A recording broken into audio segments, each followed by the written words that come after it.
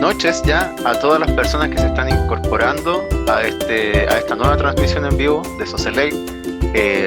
Este ya es nuestro quinto capítulo. Hoy nos acompaña el profesor Pablo Moya, investigador de la Universidad de Valparaíso. ¿No es cierto, profesor? Por favor, si se puede presentar. Hola a todos, encantado de poder participar en esta actividad de la Sociedad de Estudiantes de Química y Farmacia del Socialate, o Socialate, no sé cuál de los dos. Ambos sirven, ambos son válidos. Ya, fabuloso, entonces ya tenemos ahí aplicación dual. Yo soy bioquímico de formación de la Universidad de Santiago, después hice un doctorado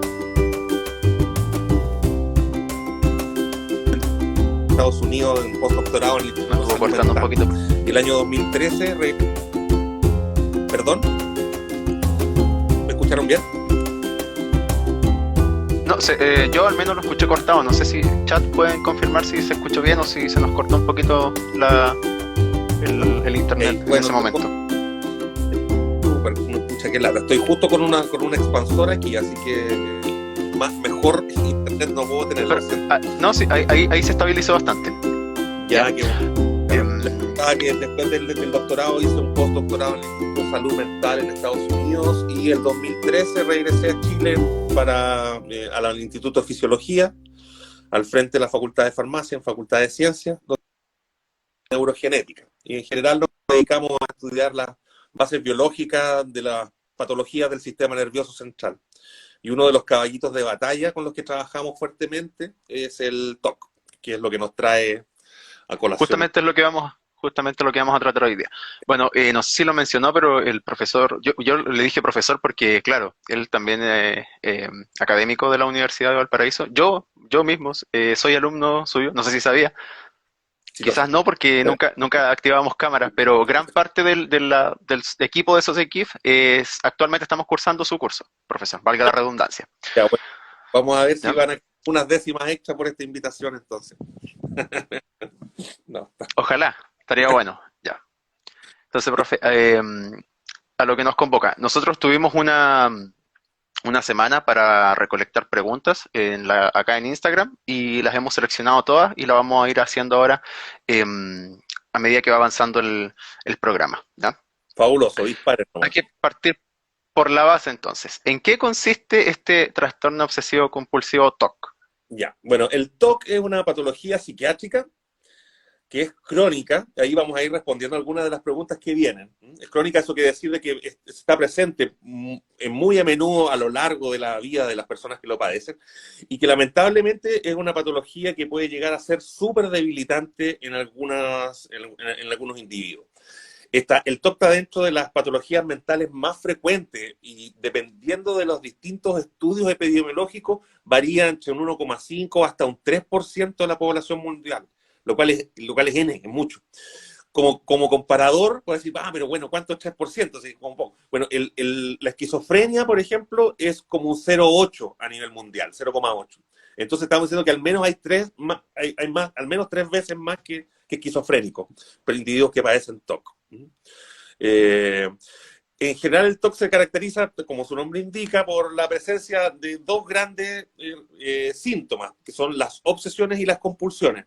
Hay algunas escuelas que incluyen la presencia de ansiedad, que lo vamos a revisar un poquito más adelante porque también está bien ligado, pero en general, así como de libro, de manual, son las obsesiones, las compulsiones y la presencia de ambas.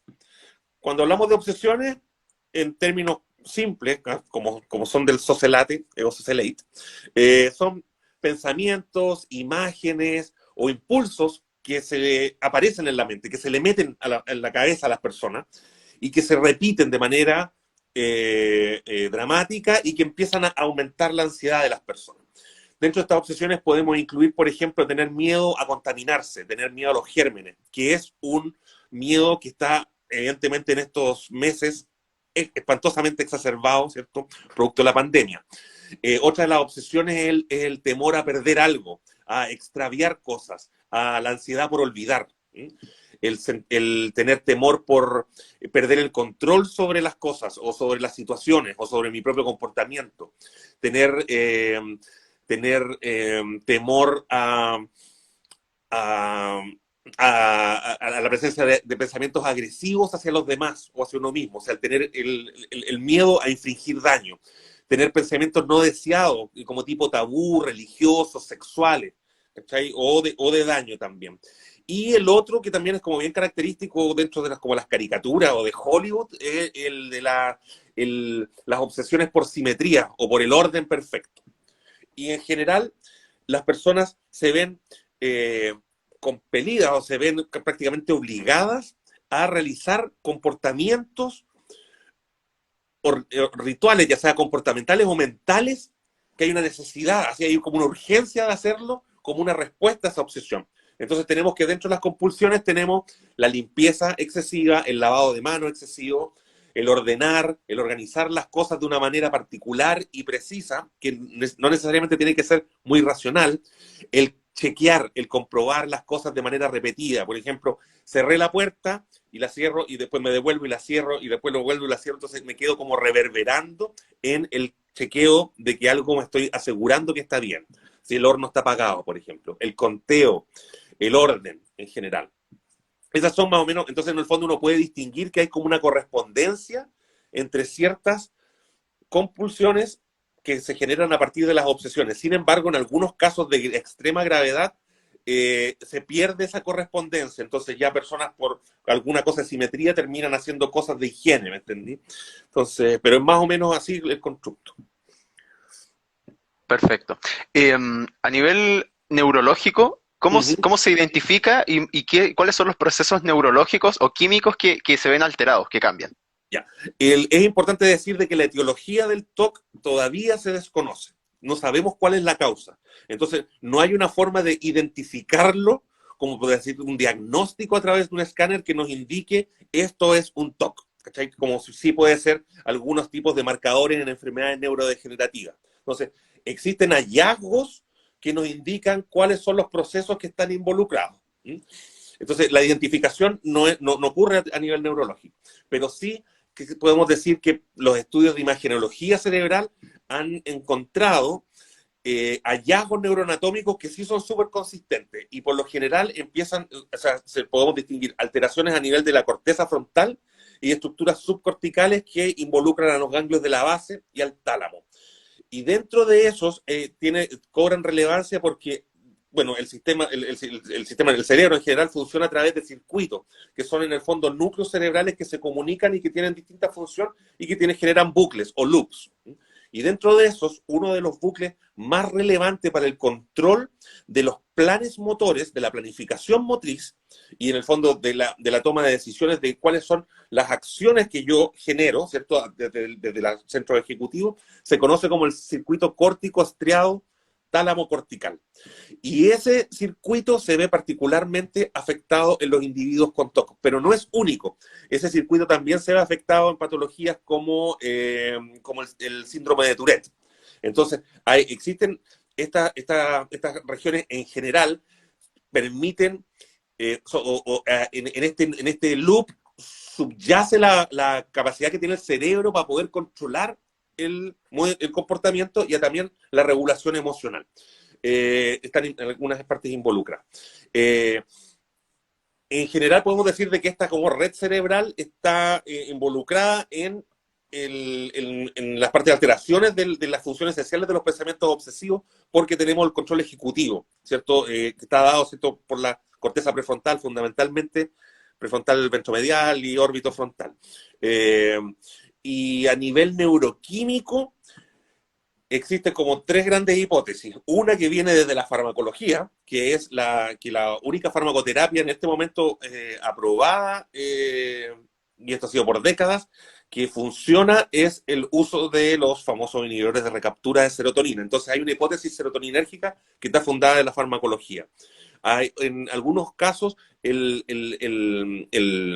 coadministración o el aumento, ¿cierto?, con ligandos dopaminérgicos, también tiene bastantes resultados, entonces también hay una hipótesis dopaminérgica, lo cual también tiene sentido porque sabemos que este es un neuromodulador que está involucrado en el control del movimiento, ¿cierto?, desde las áreas, ¿cierto?, de los núcleos dopaminérgicos que inervan al estriado. Entonces ahí tenemos, ¿cierto?, una modulación de la actividad corticosteatal producto de la dopamina.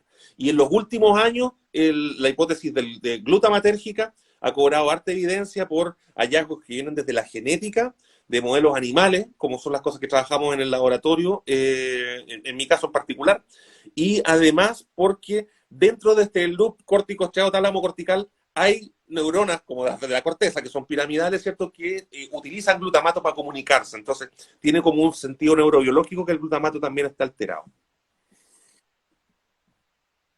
Bueno, ya algo se había hablado en la pregunta anterior de los grados que puede tener esta patología, pero ¿cuál sería el más grave? Mira, esta es una pregunta que me dejó como un poco dando vuelta, porque en el fondo, claro, existen, existen evidentemente personas que padecen TOC que pueden funcionar, o sea, que tienen un grado de funcionalidad, porque los síntomas no son tan severos. Entonces, en el fondo, la severidad, la gravedad de los síntomas, esto te lo da una escala clínica. Y esa escala clínica se llama la Y-Box en inglés, que es YBOCS, que es en el fondo en inglés la escala obsesivo-compulsivo que la hicieron las universidades de Yale y Brown. Por eso es la YBOCS. Y en esta, en el fondo, son 10 preguntas que te hacen un auscultamiento clínico, ¿cierto? En la cual cada una de esas preguntas se cataloga de 0 a 4. Entonces, en el fondo tenéis 5 categorías. O sea, nada es 0, muy poquito 1 y el máximo es 4. Entonces, podéis llegar hasta un puntaje de 40. Entonces, ¿cuál es lo más severo? Es que las personas que están de 35 para arriba. Y las preguntas están relacionadas a qué tan intensos son tus síntomas, cuáles son los tipos de problemas que padeces, el control que puedes tener sobre las obsesiones, por otro lado, la angustia que te generan esas obsesiones, y también por la dimensión de las compulsiones. ¿Cuánto puedo controlarlas yo? Porque hay personas, por ejemplo, que las obsesiones se les vuelven inmanejables, pero ellos, sin embargo, han sido capaces de manejar la salida motora a través de terapia cognitiva, ¿cierto? Entonces, ellos dicen, yo las obsesiones no me puedo hacer cargo, las tengo 8 horas en mi mente, más o menos, al día. Sin embargo, las compulsiones, entonces son dimensiones distintas. Entonces, la angustia también relacionada. Entonces, por ejemplo, en el tiempo, para dar un ejemplo, en el tiempo que uno gasta en obsesiones, si alguien dice nada, tiene 0 puntos. Menos de 1 hora o hasta 1 hora al día es 1. Y la gente que llega al máximo, que son 8 horas al día, que es prácticamente el día completo, eso es un puntaje de 4 para esa categoría. Eso, ¿el TOC tiene algún rango etario en el que sea más frecuente o algún género Ya, también a que afecte más que buena, el otro? súper buena pregunta. A nivel mundial, cuando se hacen los análisis, ¿cierto?, globales, se indica que no afecta de manera distinta, o sea, perdón, al revés, que afecta de manera indistinta, ¿cierto?, del género. O sea, a hombres y mujeres se ven igualmente afectados por el TOC.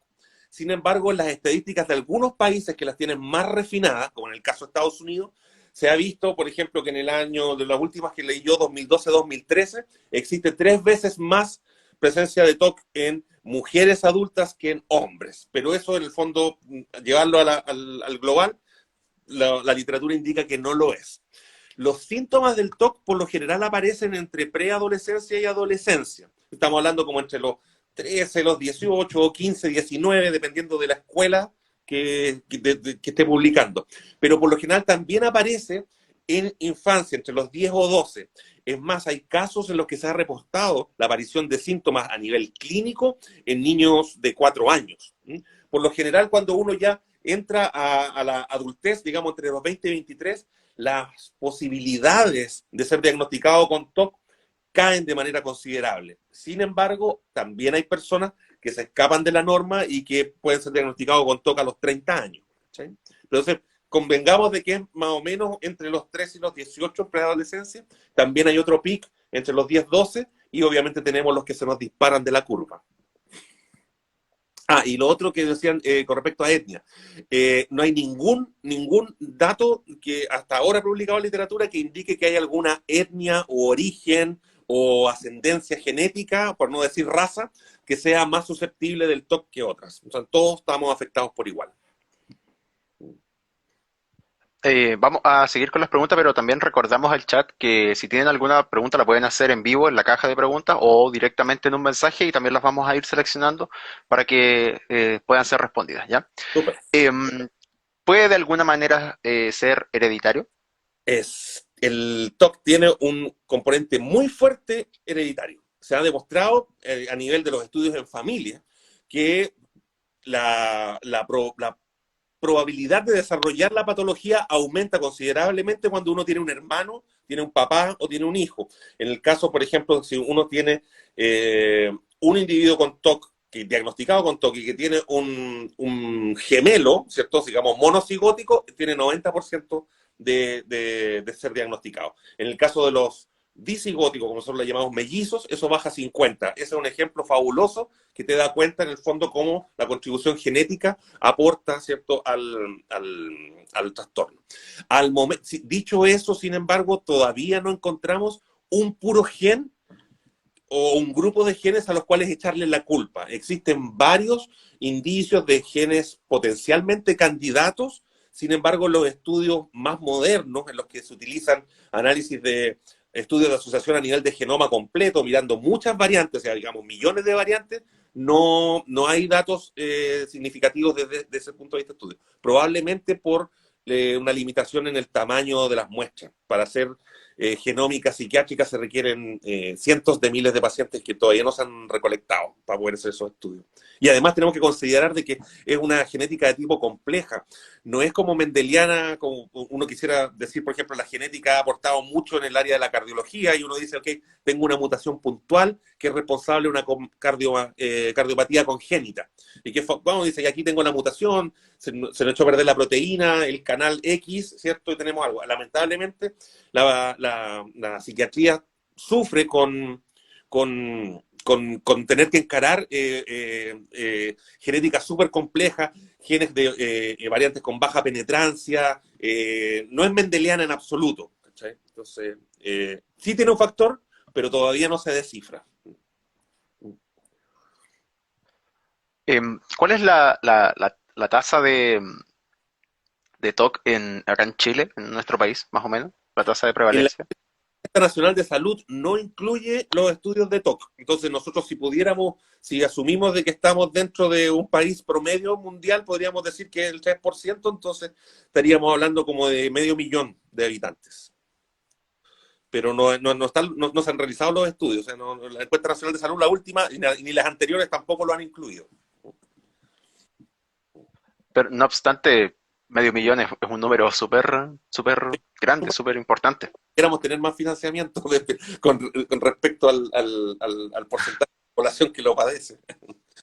Sí. Claro. ¿Todos los pacientes presentan los mismos síntomas? No. Los síntomas, primero, los síntomas dentro de una misma persona pueden desaparecer, volver a aparecer, disminuir en el tiempo y empeorar. Entonces, además, como vimos varios ejes, ¿cierto?, de las distintas obsesiones y las compulsiones, hay algunos pacientes en los que se han descrito a través de estudios, o sea, de ocultamiento clínico, como bien definido, este es un paciente TOC por simetría y que no tiene ningún tipo de problema con respecto a la higiene, por ejemplo, o a dudas con respecto a la moralidad o pensamientos sucios, por decirlo de alguna manera, así como la parte sexual, religión, ¿sí? El eje moral. Sin embargo, es bien entretenido esto porque hay una corriente distinta de pensamiento que propone de que no son las obsesiones. Pues el constructo psicológico normal dice, nosotros tenemos obsesiones que se penetran en la cabeza y eso nos genera un distrés. Y en el fondo empieza a elevarse, ¿cierto?, la ansiedad y la persona se ve obligada a engancharse en estos rituales mentales, las compulsiones o motoras, para aliviar esa ansiedad. Entonces es como que la obsesión provoca la compulsión. Sin embargo, en unos estudios que se realizaron en Cambridge, en Inglaterra, con pacientes muy definidos, o sea, pacientes TOC por simetría, y solo por simetría o solo por moral, pero no con higiene, los investigaron en salas, ¿cierto?, de psicología experimental y les pedían, por ejemplo, que abriesen una puerta. Y la puerta estaba súper cochina, con grasa, con pelos, así, asquerosa, que cualquiera, sin TOC, ¿cierto?, le daría asco tomar. Entonces le decían, ábrala. Y la persona como que se quedaba media pegada y todo, y dice, no, pero ábrala si usted no tiene ningún problema con la higiene, ¿cierto? Y abrían y se iban al baño inmediatamente. 20 minutos lavándose y volvían y decían, ¿sabe qué? A mí se me olvidó decirle que yo tenía, ¿cierto?, problemas con la higiene. Entonces, el problema es de que ellos tienen, o sea, lo que propone, ¿cierto?, esta corriente de pensamiento que es del laboratorio de Trevor Robbins, es de que en el fondo existe un déficit en el control de la planificación motora que es universal y que las personas cuando se ven sometidas a ciertos eventos estresantes se idean obsesiones para justificar la incapacidad de controlar los impulsos motores. Entonces sería como un trastorno compulsivo obsesivo. Entonces es posible, ¿cierto?, de que los síntomas sean distintos dependiendo de cuáles son los estresores que van apareciendo. Por eso quería tomar un par de minutos en esa parte. Vamos a tomar inmediatamente dos preguntas que salieron del chat antes que se me pasen. Sí. Acá en la caja. La primera es, bueno, el usuario pregunta si se ha estudiado la asociación entre microbiota y TOC. Buena pregunta, lo desconozco, no lo sé, me pillaste. Sí, no. O sea, en el sentido de que existe, ¿cierto?, un eje de tripa-cerebro, ¿cierto?, en el cual está súper bien estudiado el impacto sobre los estados del ánimo, ¿cierto?, a través de regulación de metabolitos y serotonina. Uno podría, ¿cierto?, decir, ok, si la serotonina es parte de una de las hipótesis, podría ir por ahí, pero yo desconozco la verdad si es que hay estudios con respecto a TOC y microbiota. Claro. De todas maneras, nosotros, la persona que preguntó, podría después enviarnos un mensaje al perfil y nosotros nos podríamos poner en contacto quizás con la profesora Marcela Azar, que ella se especializó en el área de microbiología, quizás ella puede dar alguna respuesta. Pero le he pedido a la persona que por favor después nos mande un mensaje para ver si Mira, podemos aclarar esa duda. revisar, ¿cierto?, la magia del internet, ¿cierto? Hay un trabajo chiquitito, ¿cierto?, del laboratorio de la Marie Van Merian. Ella es del Centro de Investigación de Hamilton en Ontario, Canadá, y que hicieron algo súper chiquitito con un grupo de 20, 22 pacientes. Hicieron análisis del 16S-RNA, que esto es metagenómica, ¿cierto?, para detectar la variabilidad de la microbiota, y comparados con los controles, los pacientes con TOC presentaban menor diversidad de especies y menores abundancias relativas de 3 géneros que son los productores de butirato, que es uno de estos metabolitos que se supone que pudiera estar relacionado, que son los Cyclospora, Odoribacter y Anaerostipes. Pero aquí yo no sé si ellos son sí, son medication free, entonces no hay impacto del SRI que estarían tomando. Y ese es el primer, aquí dice, a nuestro conocimiento, esta es la primera investigación de la microbiota en OCD. Entonces voy a colocar aquí para la persona el PubMed. No lo puedo pasar para allá. No, se lo puedo mandar por dentro. Estaba en el computador. Sí, sí, nosotros lo podemos después enviar por mensaje. Y la segunda pregunta del chat, Joan Galdames, gracias por indicar su nombre, pregunta, ¿se puede tratar o prevenir la aparición de TOC solo con psicoterapia? Ahí se nos adelantó un poquito porque también teníamos esa pregunta, pero la hacemos Sí, inmediatamente. sí. Es posible. Ahora, no, eso no, lamentablemente no todas las personas responden de manera positiva y sostenida en el tiempo únicamente con psicoterapia, que fundamentalmente es a través de terapia cognitivo-conductual, que es una terapia de exposición y prevención de respuesta. En muchísimos casos se requiere la farmacoterapia en conjunto con la psicoterapia, y el combo fundamentalmente es la mejor estrategia. Entonces, a pesar de que en algunos casos resulta muy efectivo, ¿cierto?, la psicoterapia, existe un gran número de pacientes que requieren farmacoterapia. Con respecto a la farmacoterapia, que ya nos tiramos a la pregunta que venía, ¿cierto?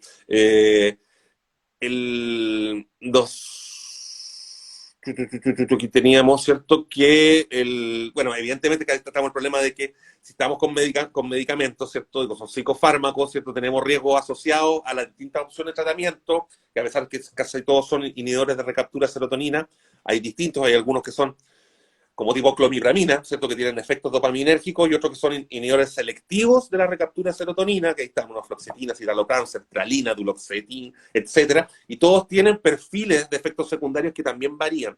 Entonces, lamentablemente, en esa parte, evidentemente hay algunos fármacos que son los de entrada, pero hay dos complicaciones en el TOC. Una que es que el tratamiento farmacológico requiere de al menos 12 semanas para empezar a ver efectos sobre la sintomatología. Esas 12 semanas son 3 meses. Entonces, incluso mucho más que lo que se requiere para el efecto antidepresivo de los SRI. Entonces, identificar el mejor tratamiento, lamentablemente, como casi todas las cosas en psiquiatría, es como medio ensayo y error. También tenemos el tema de que las personas con TOC también presentan otro tipo de enfermedades. Bueno, y principalmente ansiedad, dado, ¿cierto?, el tema del distrés que le producen sus compulsiones. Entonces también hay cierto número de personas que tienen depresión, entonces también ahí con qué psicofármaco, que en el fondo haga como de bala mágica para que le pegue a las dos cosas al mismo tiempo, ¿cierto? O en el caso de que se requiera, ¿cierto?, algún antidepresivo más fuerte, vamos a tener cuáles son los efectos sobre la performance de la persona en la psicoterapia, entonces es complejo, complejo. Ahora viene una pregunta que podría llegar a ser súper útil en realidad, y es ¿cómo es o cómo debiese ser el acompañamiento del círculo de personas que conviven con una persona que padece TOC? Familia cercana, qué sé yo, gente con la que vive dentro del mismo hogar, etcétera. Ay, bueno, eso, y en realidad yo no soy profesional de la salud. Lamentablemente, eso yo lo que podría hacer es repetir algunos de los consejos que los profesionales de la salud suelen repetirle a los papás de los niños o de los adolescentes, ¿cierto?, que sufren con TOC. Y que lo fundamental es priorizar salud mental, ¿cierto? Regular la intensidad de las exigencias escolares, favorecer los espacios de esparcimiento, contención familiar, propiciar, ¿cierto?, hábitos saludables, porque eso, aunque no tenga una incidencia directa sobre la neurocircuitería que está involucrada en el TOC, sí nos permite, ¿cierto?, propiciar un balance de metabolitos a nivel cerebral, ¿cierto?, que propenden a un buen funcionamiento, regular, ¿cierto?, el consumo indebido de tabaco, de alcohol, reforzar la necesidad de asistir a terapia, comprensión, paciencia. En el caso también de pandemia, es como súper importante también el limitar, el poner cuota al acceso a información. Porque en el fondo, si estamos, ¿cierto?, con un individuo que padece TOC en nuestra familia y lo tenemos, ¿cierto?, con acceso libre a, no sé, a noticias, a Facebook y todo, ¿cachai?, de la variante Delta, la variante Lambda, la variante Andina, la persona como que empieza a colapsar, ¿cachai? Propiciar también es súper importante el autocuidado, en el caso, ¿cierto?, de que las personas del círculo sean adultos, porque es súper crucial que uno tiene que estar emocionalmente disponible para satisfacer las necesidades del individuo que está padeciendo la enfermedad. Y en el caso de los hijos, ¿cierto?, estar disponibles para esa necesidad emocional. Entonces, uno tiene que estar, ¿cierto?, más o menos nivelado para poder estar ahí disponible. Y lo central también en este caso es, como existe estas obsesiones por la incerteza con respecto al futuro, es tratar de propiciar actividades que se enfoquen en cosas de aquí, el aquí y el ahora, actividades así como que el deporte, ¿cachai? De cosas así, no de que vamos a estar practicando algo para un evento de, no sé, pues de tocar en un concierto, cosas inmediatas, porque en general la incerteza sobre el futuro, ¿cierto?, es caldo de cultivo para las obsesiones. Perdón, ahí sí. Andrea pregunta si el TOC se podría volver rutinario hasta volverse un hábito e incluirse a la rutina diaria. Y una segunda pregunta, ¿aumenta la dificultad del tratamiento si es que esta condición se vuelve rutinaria? A ver, yo creo que de aquí existe, tenemos no es una confusión, pero quizás estamos utilizando los conceptos quizás de la manera no más adecuada. Todos tenemos rutinas, ¿cierto? Por ejemplo, que yo les enseño a mis hijos, ¿cierto? Que a nosotros nos inculcaron como el lavarnos los dientes después de cada comida, ¿cierto? En el inicio, nosotros desarrollamos, ¿cierto? Esto que en el fondo son hábitos, una rutina, ¿cierto? Con algún propósito, ¿cierto? A los niños, ok, les enseñamos de que si uno se lava los dientes, ¿cierto? Va a prevenir las caries, ¿cierto? Y a través del tiempo, de manera sostenida, esa acción que tiene un propósito que a uno se lo enseñan, después ya prescinde del propósito. Entonces ahí se transforma en un hábito. Entonces ya nosotros podemos desarrollar acciones, ¿cierto? Sin estar pensando no es como una acción orientada a una meta, sino que se prescinde de la meta, uno se lava los dientes porque no estáis pensando en el momento de lavarte los dientes en que voy a prevenir las caries, estoy pensando en lo que tengo que hacer el otro día, tengo que agarrar el celular, etc. Entonces ahí en el fondo traslado, ¿cierto? Esas acciones que están orientadas a la meta a prescindir y ya se transforman en un hábito y eso parte de la rutina. Todos tenemos rutina. Además, todos tenemos ciertos grados de propender a, por ejemplo, a un cierto orden. Por ejemplo, hay personas que les gusta tener cierto el escritorio súper despejado y los lápices a la izquierda y los cuadernos a la derecha, por decir en un ejemplo. Y si eso a mí me hace sentir bien, fantástico. Y si eso yo lo hago como una rutina antes de empezar, ¿cierto? Mis actividades de estudiante o mis actividades profesionales, fantástico. Eso en ningún momento se está transformando en no es una obsesión ni una compulsión. Es parte del repertorio natural de las acciones que nosotros realizamos a diario. Entonces, el problema es con los individuos que padecen TOC es de que estas actividades les consumen una cantidad espantosamente significativa de tiempo. Y en algunos casos las justificaciones no tienen ningún sentido. Por ejemplo, en el caso de un paciente que él tenía un cierto orden al vestirse, que no era el orden que nosotros nos vestimos normalmente. O sea, la persona, por ejemplo, se ponía la corbata antes de ponerse la ropa interior, ¿cachai? Entonces después tenía que meter el cuello de la camisa por abajo. Entonces era un orden bien particular. Pero si no lo realizaba de esa manera, la persona sentía de que a su mamá se iba a morir. ¿Cachai? Entonces, algo así de irracional, el propósito de su compulsión, de su ritual conductual. Y el problema era de que la ansiedad, ¿cierto? Se lo exacerbaba muchísimo. Entonces, el tipo perdió un momento el trabajo, encontró, ¿cierto? Postuló un trabajo y tenía una entrevista. Tenía que estar, no sé, para las 9 de la mañana, el tipo se levantó a las 7 de la mañana, ¿cierto? Se bañó, se empezó a vestir, se dio cuenta que estaba atrasado y empezó a repetir, y se quedó vistiendo hasta las 3 de la tarde y nunca fue a la entrevista. Entonces, es así de incapacitante, así de grave los tipos de síntomas que sufren estas personas. Entonces, es muchísimo más allá que una rutina. Entonces, por eso como el TOC no llega a ser una rutina, es al revés. Algunas rutinas o algunos rituales, más bien, ¿cierto? Pueden llegar se descontrolan, se pierden el propósito. Además, las personas reconocen de que no tiene ningún sentido, pero algo por dentro les dice de que si no, esto va a ocurrir alguna cosa y pasa, ¿cierto?, allá al grado patológico. Entonces, por eso decía que estaba como un poquito al revés los conceptos. Sale otra pregunta acá directo en la transmisión y preguntan si el TOC tiene que ver con equivocarse en seguir algún paso, algunas instrucciones y sentir que todo está mal, por ejemplo. No, a ver, Okay. yo creo que eso se apunta un poquito más a una de las preguntas que me han hecho antes, que si era que está relacionado con el trastorno de la personalidad de tipo obsesivo-compulsivo. Existe, y son bien parecidos, pero que son distintos, porque los trastornos de personalidad en general están definidos por inflexibilidad. Son personas quiere decir que son conductas que tienden a ser súper persistentes en el tiempo. Personas que tienen trastorno de personalidad de tipo obsesivo-compulsivo, por ejemplo, se adhieren a ciertas normas de una manera súper rígida, súper inflexible, hacen listas para las tareas. Estaban claramente hablando de la patología. Nuevamente decimos, si yo hago una lista de cosas para hacer en el día y eso me permite funcionar mejor, es parte del repertorio natural, ¿cierto? El deseo de tener el control sobre las relaciones. Las personas con trastorno de personalidad tipo obsesivo-compulsivo tienen problemas en empatizar con los otros, a mantener relaciones íntimas de amistad o de pareja.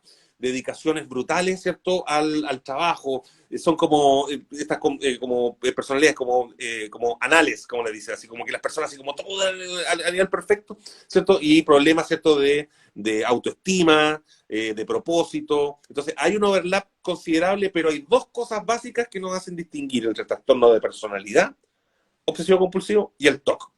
Que el TOC, por naturaleza, por su definición, el individuo que tiene TOC sufre por las conductas, sufre por las cosas que está pensando, incluso cuando no las puede controlar. La persona se da cuenta que está mal. En cambio, la persona, el trastorno de personalidad, cree de que lo está haciendo fantástico. Y el otro es de que los síntomas en el TOC tienden a variar en el tiempo y que son sensibles, se pueden agravar cuando las personas tienen eventos ambientales, estrés, ¿cierto? Se le elevan. Todo. En cambio, el trastorno de personalidad obsesivo-compulsivo, como dijimos, como el trastorno de personalidad son inflexibles, así que las personas, no importa lo que le pase en la salud, se mantiene pero en la misma línea y no varía en el tiempo. Entonces ahí un profesional de la salud puede hacer la distinción entre unos y otros. Entonces yo creo que el tema del equivocarse y en seguir algún paso y sentir que todo está mal, o sea, yo si estoy haciendo un protocolo en el laboratorio y me equivoco, bueno, pucha, sí, también me siento súper mal y me frustro. Entonces, parte normal de la condición humana, ¿cierto? Todos tenemos temor a equivocarnos. Hay que atreverse, sin embargo, ¿cierto?, a lanzarse a la piscina y cometer errores. Es la única forma, ¿cierto?, en que se operan los mecanismos de aprendizaje. En las personas con trastorno, ¿cierto?, de la personalidad obsesivo-compulsiva tienen, ¿cierto?, como una aversión a equivocarse, ¿cierto?, como muchísimo más grande y tienden a la perfección.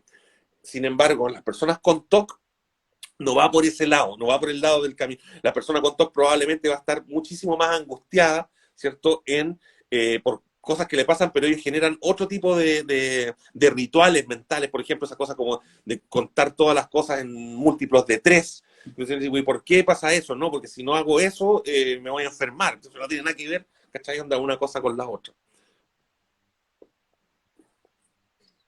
Em, ¿El tratamiento podría traer efectos secundarios en el paciente? Lamentablemente, cuando estamos hablando de farmacoterapia, sí. Tal como mencionábamos, primera línea son inhibidores de recaptura de serotonina, ¿cierto? Por lo general tienen, varía, ¿cierto? De un individuo a otro, pero náusea, son por lo general lo que pueden tener los SRI, dolores de cabeza en algunos casos, alteraciones, ¿cierto?, del ciclo sueño-vigilia, dificultad para dormir, ¿cierto?, insomnio, ¿cierto?, y además disfunciones sexuales, pérdida de líbido, son por lo general lo que tienen los fármacos que actúan sobre el sistema serotoninérgico. Entonces, por lo general, si el tema es el profesional de la salud, ¿cierto?, va a ir primero, ¿cierto?, por psicoterapia, que cuando está bien realizada y la persona adhiere a las sesiones de terapia, tiene resultados muy, muy positivos. La persona puede llegar a ser perfectamente funcional, aprendiendo a prevenir, en el fondo, el desarrollo de las manifestaciones de las compulsiones, sin perjuicio de que va a estar con las obsesiones metidas todo el tiempo ahí, pero en el fondo se dice, no soy yo, es mi TOC, es mi cerebro alterado, pero yo manejo las compulsiones, pero lamentablemente hay otro grupo de que tiene que, ¿cierto?, ir a farmacoterapia. Y además algo que no habíamos comentado era de que como el 50% de los pacientes que tienen que ir a terapia, lamentablemente no responden a estos tratamientos. Entonces es por eso de que todavía sigue la búsqueda activa de terapias que sean con menores efectos secundarios y que puedan ir en búsqueda de todos esos pacientes refractarios. ¿Y qué podría ocurrir ahora si la persona no se trata o se niega el tratamiento de lleno? Si decide no, ya sea porque quizás no se le ha diagnosticado el TOC o bien se le diagnosticó y se niega a seguir el tratamiento. ¿Qué puede Eso, ocurrir? el, si la patología se desarrolla como debiese desarrollarse, sin perjuicio de que a veces los síntomas, ¿cierto?, aparecen y desaparecen. Pues si se llegase a desarrollar, la persona indefectiblemente va a ver muy disminuida, ¿cierto?, su calidad de vida, y es posible que ese deterioro, ¿cierto?, vaya aumentando en el tiempo si es que los síntomas se exacerban. O sea, la parte de la psicoterapia yo creo que es fundamental. En algunos casos, ¿cierto?, es claro de que los pacientes psiquiátricos le tienen mucho más miedo a la farmacoterapia que a la psicoterapia. Pero por lo general, ¿cierto? En casi todas las patologías psiquiátricas, como lo es el TOC, el tratamiento es crucial, ya sea combinado o aislado. Pero sí, se va a ver muy comprometida su calidad de vida. Em, Seba Gallegos pregunta, y aquí ya un punto más de salud pública, pregunta si qué pasa con el plan de salud, si está cubierto aquí en Chile o si como país estamos preparados para el manejo de este tipo de trastorno, y qué se puede hacer en relación a una política pública respecto a esta Yo, enfermedad, a esta patología. hasta lo que yo tengo en conocimiento, el TOC no está cubierto dentro de las garantías explícitas de salud. No lo está. En general, lo que nosotros debiéramos hacer, ¿cierto? Es hinchar a través de todos los canales y hacer ver, en el fondo, y dentro de las cosas, sí, o sea, mirando el vaso un octavo lleno a estas alturas ya, después de la pandemia, o un 16avo lleno, ¿cierto? Una de las cosas importantes que ha hecho esta pandemia es, como digo yo, correr la cortina, ¿cierto? Y hacernos ver el Chile que nadie quería ver. El Chile el Chile que no era el que nos vendían, ¿cierto? El Chile donde hay desigualdades, donde estas desigualdades, ¿cierto?, tienen determinantes sociales, ¿cierto?, donde la gente de las comunas más pobres, ¿cierto?, se muere mucho más que las más ricas, ¿cierto?, donde los sistemas de salud no dan abasto. Entonces volvemos para atrás y nos damos cuenta de que el porcentaje del presupuesto nacional que se gasta en salud, el que está destinado a salud mental, es 15 veces más bajo de lo que indica, ¿cierto?, la OCDE. Y en el fondo nosotros nos tenemos que comparar con la OCDE porque nos pusimos acá, tal como mi señora suele decir, ¿cierto? Parece que nos metimos en la OCDE para puro que nos hagan bullying, ¿eh? Que somos los peores en todo. En esto estamos súper atrasados. Entonces, el porcentaje, ¿cierto?, de gasto público en salud mental, ¿cierto?, es brutalmente muy bajo. El número de psiquiatras, de psicólogos, ¿cierto?, que hay por cada 100.000 habitantes, estamos muy bajos del número, ¿cierto?, profesionales de salud, en los CEFAM, etcétera. Entonces, hay que abordarse y hay que hacerse cargo de eso. Y eso es, en el fondo, destinar recursos del país, ¿cierto?, para ir, ¿cierto?, en la prevención, primero, en el diagnóstico precoz y en la intervención, ¿cierto?, de todos estos tratamientos invalidantes, ¿cierto?, incluyendo, ¿cierto?, los que caen dentro del top 10 de las patologías mentales, como es el TOC. O sea, hay mucha pega que hacer, pero en el fondo lo que hay que hacer es hacer lobby, ¿cierto?, sobre los caballeros ahí de la avenida Pedro Montt, que son los que legislan en nuestro país. Totalmente de acuerdo. Iván pregunta si es posible que un paciente desarrolle obsesiones respecto a su psicoterapia. Ay, esa es una súper buena pregunta. Eh, no, ahí me pillaste. Eh,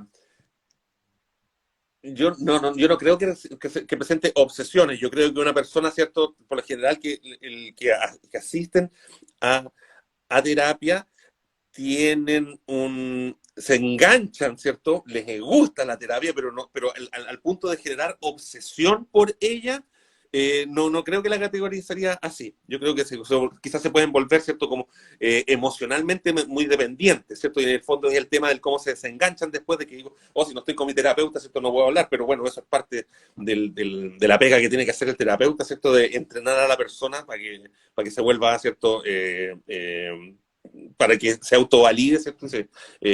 Y pueda lograr, ¿cierto?, salir adelante sin tener que depender. Pero el grado, ¿cierto?, de dependencia que tienen con las terapias, que es algo que ocurre en muchas patologías psiquiátricas, no lo categorizaría como obsesión dentro del constructo de lo que hablamos de trastorno obsesivo compulsivo. No es así como una persona obsesiva por otras cosas, así como media de manía, ¿cierto? Eso es como distinto. Existe, bueno, sabemos ya que la etiología no es 100% conocida y todo, pero ¿existe algún estudio, algún indicio de que se pueda tratar con neurocirugía? Súper buena pregunta. Sí, existen algunos casos antiguos en los cuales o sea, se hacen algunas singulotomías, existen también algunas resecciones de conexiones particulares dentro del circuito córtico talocortical o algunos otros puntos de los ganglios de la base, en los que se ha visto la efectividad, ¿cierto?, de remover ciertas conexiones para restituir el balance fundamentalmente de la ruta directa e indirecta, ¿cierto? Y el control córtico-chatal sobre ella, eh, que asemejan a algún otro tipo de patologías neurológicas. En particular, en algunas cosas, ¿cierto? Nos llevan como a núcleos particulares como los de Parkinson, y también como los que se utilizan como blancos para neurocirugía en Tourette. Y más recientemente se ha demostrado por Deep Brain Stimulation, por estimulación cerebral profunda, que núcleos, ¿cierto?, profundos de los ganglios de la base también resultan, ¿cierto?, ser blancos súper efectivos, ¿cierto?, para la estimulación con el fin, ¿cierto?, de restituir el funcionamiento de este circuito. Eso fundamentalmente, no lo recuerdo, puede ser como uno de los globos, no sé, el pálido interno o externo, o la cápsula de por ahí, ¿cierto? Que son, o sea, ¿ha visto? Sí, la respuesta es sí, hay éxito, ¿cierto?, con algunos de esos tipos de terapia. De nuevo, otra pregunta del chat dice, ¿hay estadísticas que muestren cómo se relaciona el TOC con las mujeres y la pobreza? La segunda pregunta dice si hay alguna diferencia entre hombres y mujeres en la edad, bueno, esa ya la respondimos un poco, pero entre hombres y mujeres en la edad que se presenta el TOC acá en Chile. En Chile no hay estudios tan acabados como los que estamos hablando. Yo lamentablemente he estado contándoles con respecto a los estudios a nivel de población mundial. Tenemos mucha pega por delante, ¿cierto?, para poder hacer los escrutinios necesarios, ¿cierto?, para dar cuenta, y sería ideal, ¿cierto?, de que las autoridades incorporasen las distintas patologías a un nivel más acabado, tal como se hace, por ejemplo, para esquizofrenia o para depresión, que son las únicas en el fondo que están como mejor caracterizadas y categorizadas en Chile. En general, no existen alteraciones en la prevalencia a nivel global entre hombres y mujeres, pero tal como dijimos al inicio, hay algunos casos en el país donde hace el análisis más fino, que se ven algunos años o décadas en que se dispara, ¿cierto?, hombres versus mujeres, mujeres versus hombres. Con lo que sí es que cuando existe un TOC de aparición temprana, es decir, como en niñez, son los niños los que sí lo manifiestan como 3 o 4 veces más frecuentemente que las niñas. Con respecto a la otra pregunta de lo que se sabía en mujeres, bueno, en Chile no se sabe nada, indefectiblemente con pobreza. No, yo no lo he visto. Es un dato súper interesante, pero ahí me inclinaría un poco con respecto a lo que ocurre en otras patologías, y me atrevería a decir de que la prevalencia opera a nivel de todo orden de clases socioeconómicas, de que no tiene distingo. Sí es posible en algunos casos, a diferencia de quizás otros casos, podrían haber factores como traumas infantiles, porque sí existen algunos casos en que se ha asociado la aparición, porque en el fondo hay factores precipitantes, con violencia intrafamiliar y con trauma infantil. Entonces, quizás por ahí la tasa, por lo menos reportada, de violencia intrafamiliar y de trauma infantil que tienen, ¿cierto?, el segmento de la población más pobre, podría quizás tener algún eje por ahí, pero en realidad aquí en Chile por lo menos no hay nada reportado. A diferencia, por ejemplo, de cosas que sí encontramos en una publicación que sacamos hace poquito con investigadores en trastorno bipolar, donde ahí sí se ve un componente de violencia intrafamiliar y trauma infantil, que ahí uno lo puede ligar fácilmente, ¿cierto?, a escala socioeconómica. ¿Algún paciente con TOC puede desarrollar tics? Sí, sí. De hecho, el tics dentro del repertorio de movimientos motores involuntarios, ¿cierto?, que algunos son característicos del síndrome de Tourette o enfermedad de Tourette, como ya se le ha recategorizado en los últimos años, es una de las comorbilidades que ocurre bastante frecuente, aunque con menor frecuencia que trastornos de ansiedad y trastornos del estado del ánimo. Pero al revés, en los individuos que padecen Tourette, alrededor del 50-60% de ellos tienen comorbilidad con TOC. Y eso en el fondo nos lleva también a la neurobiología y a la circuitería que tienen en común. Y también el compromiso, ¿cierto?, de la regulación dopaminérgica. Entonces, hay como nichos comunes.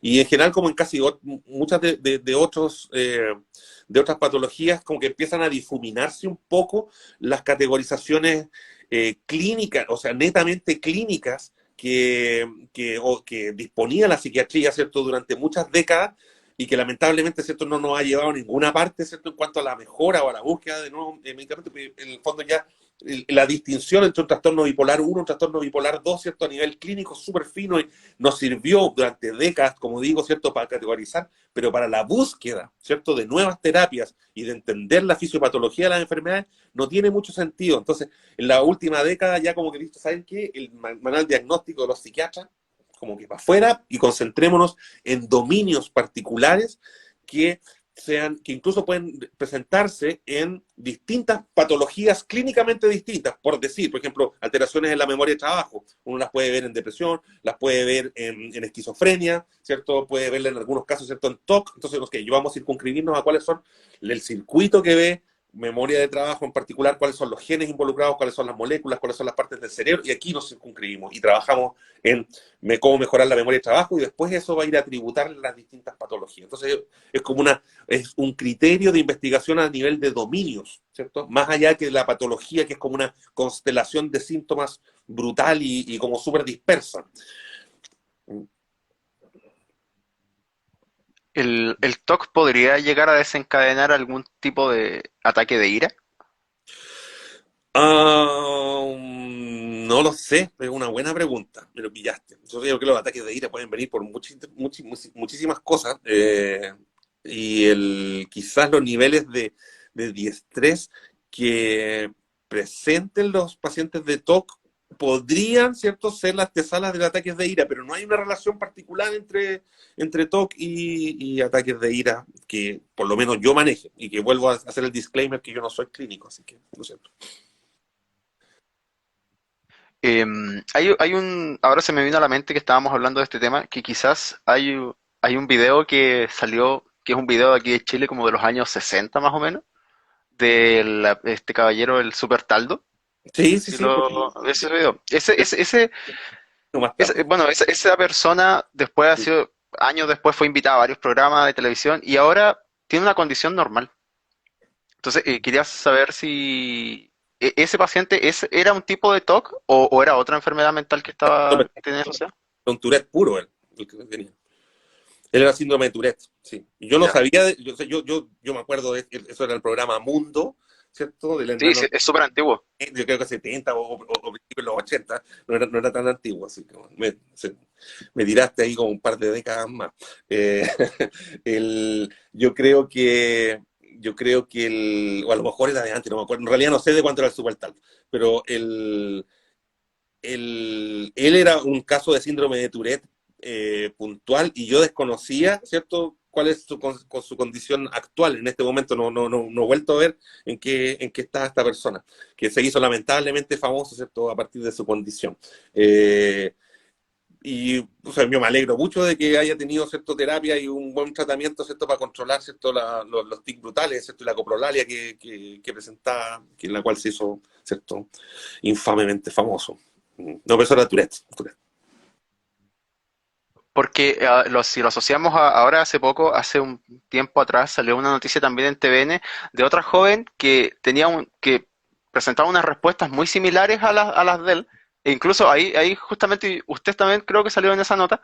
Sí, Y entonces en el caso de ella también sería Tourette, sí, porque también, eran sí. respuestas puede estar conversando de la nada, Por supuesto, ¿no? sacar garabatos, improperios, un montón de cosas. Completamente funcional, sí, sí. Claro, en ese caso son tics y son cosas, son movimientos involuntarios, ¿cierto?, de un trastorno. El Tourette, a pesar de que tiene mismos sustratos neurobiológicos, está categorizado dentro de trastornos neurológicos, ¿cierto?, no a nivel neuropsiquiátrico. No hay compromiso, ¿cierto?, de la voluntad, de la volición, de la cognición, ¿cierto?, de la emocionalidad. Es netamente neurológico, ¿cierto?, sin perjuicio, ¿cierto?, que las personas que lo padecen pueden llegar, ¿cierto?, a desencadenarlo por producto, ¿cierto?, de lo que sufren. Pero, mira, aquí Jorge Cortés Mella, pero el mismo Jorge Cortés Mella, mira qué lindo que me esté mirando. Aquí dice, falleció Taldo, 55 años, hace como 7 años. Muchas gracias, doctor Cortés. Un gusto de Sí, también encontrar. me avisaron por internet que había fallecido, yo no sabía, la verdad. Sí, aquí está leyendo un poquito el chat acá abajo. Claro, sí, aquí lo veo. Sí, claro, esa chica era también, parecía síndrome de Tourette, sí. Sí, y tal como decías tú, era súper funcional. Yo también he conocido personas que tienen TOC y que incluso a través únicamente de terapia, de exposición y prevención de respuesta, sin psicofármaco, han logrado eh, llevar una vida súper plena, ¿sí? Un control pero notable, ¿cierto?, de sus compulsiones, como mencionaba anteriormente. ¿Mm? Tener una vida productiva, exactamente. Eso es en el fondo una vida feliz y productiva, ¿cierto?, a través, ¿cierto?, de psicoterapia. Ya como última pregunta para ir cerrando, entonces queremos saber si es que el TOC puede estar asociado a otro problema de salud mental, aunque ya está como bien respondida, pero como para ir cerrando. Sí, no, por supuesto. Dentro de los que están más fuertemente asociados, como dijimos, son trastornos de ansiedad, ¿cierto? Después, en segunda, vienen trastornos del estado de ánimo, fundamentalmente depresión. Y después ya en menor porcentaje, excepto a condiciones como el síndrome de Tourette. Esas son fundamentalmente las condiciones de alteración del sistema nervioso central a las que se presenta mayoritariamente. Se me había quedado, ay, perdón, se me había quedado una pregunta acá en la caja. ¿Mm? De nuevo, nuevamente Joan Galdames pregunta si se puede llegar a requerir hospitalización por TOC. No, que yo lo sepa, no. No. En algunos casos, ¿cierto? Es posible de que personas que manifiesten con una enorme severidad los síntomas sea necesario, ¿cierto?, llevarse algún tipo de tratamiento en el cual sea necesario internarlo, pero no a nivel de crisis, ¿cierto?, incontrolable, sino que en el fondo es como para poder encarar mejor, ¿cierto?, la terapia. Eh, pero por lo general no es una enfermedad a ese nivel de incapacitante, lamentablemente, ¿cierto?, como comparamos con algún individuo que parezca esquizofrenia, ¿cierto?, y esté en una de sus peores crisis, ¿cierto?, probablemente, ¿cierto?, sí requiera, ¿cierto?, de una condición inpatient, ¿cierto?, en algún centro psiquiátrico. Bien. Vamos a dejarlo hasta acá porque la verdad es que faltaron algunas preguntas, pero ya en honor al tiempo no podemos. Lamentablemente nuestro perfil nos deja solamente transmitir hasta 1 hora, 60 minutos. Eh, Quedaron algunas preguntas, pero la verdad es que tratamos de resumir acá en el Drive, de juntar alguna con otra o de responder las que fueran más, no más importantes que otras, pero sí tratamos de equilibrar más o menos para que las personas que nos estuvieron viendo puedan tener más o menos una idea general de lo que es el TOC, ¿no es Uh -huh. cierto? Eh, entonces vamos a pasar a cerrar este capítulo. Ok. Así que si quiere dar algún mensaje de despedida, profesor.